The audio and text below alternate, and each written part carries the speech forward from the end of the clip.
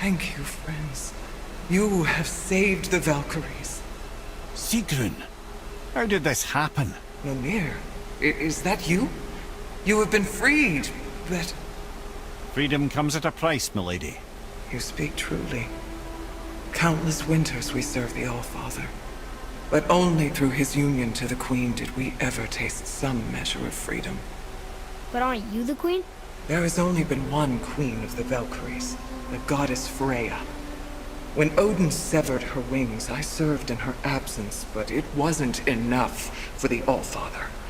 He used an archaic piece of magic, corrupting my sisters. I tried to contain the damage by imprisoning them in places where they could cause no harm, but soon I lost myself as well. Sigrun, I'm sorry for being so worthless. I could have done something, or tried at the very least. What will you do now? I must reunite with my sisters. Together we can restore balance to the realms.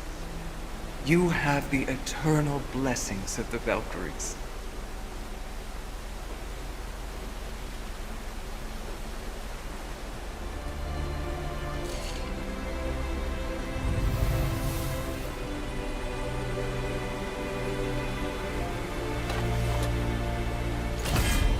Well, we did it, I suppose. You don't sound very happy about it.